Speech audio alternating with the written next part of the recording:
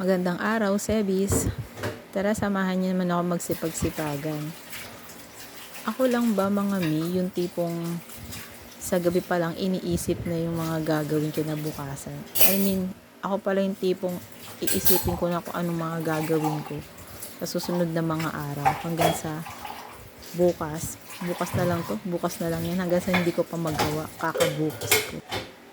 Ewan ko ba, mga mi, kasi hindi ako yung tipo na katulad ng iba na halos araw-araw talaga maglilinis. Kailangan ito malinis, yung dining, yung sala, yung kwarto. Kailangan laging walang alikabok.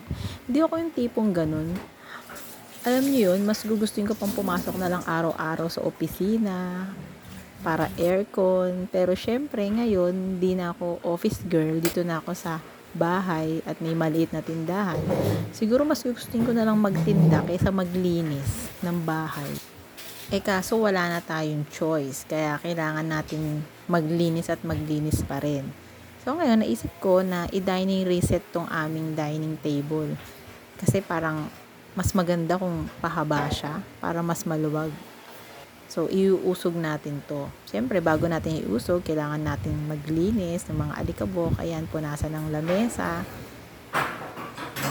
Sa ngayon, yan dining set muna ang akin naisipan na ayusin. Kasi alam mo naman ang mami nyo, season by season ng kasipagan.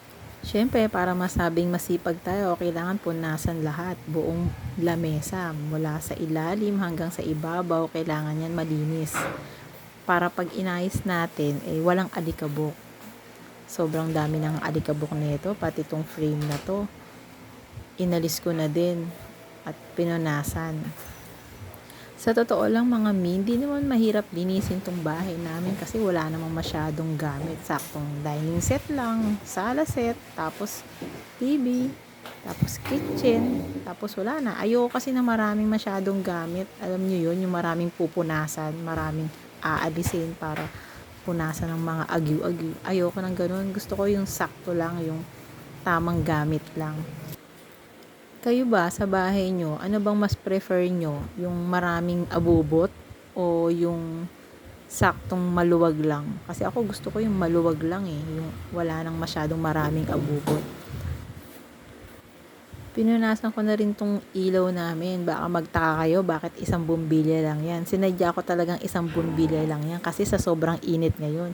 Parang ang pangit naman kasi kung tatlo pa silang iilaw tapos kakain kami tagaktakang pawis, diba? Kaya isang bumbilya lang yan para tipid tayo.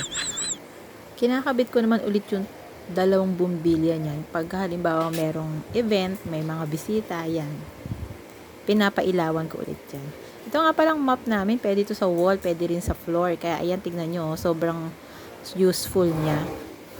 Inusog ko na nga ang lamesa dyan para isukat kung sakto ba. At itong frame nilagay ko na din. Mas maluwag kasi pagka ganyan pahaba, itatry naman natin. So, binalik ko na lahat yung upuan kasi napunasan ko naman na yan. At sinet ko na rin yung table. Nilagay ko na yung aming forever table runner. At inilagyan ko ng bulaklak para naman medyo maganda. Hindi nga lang aesthetic. Okay na ba? May part 2 to. See you on next video.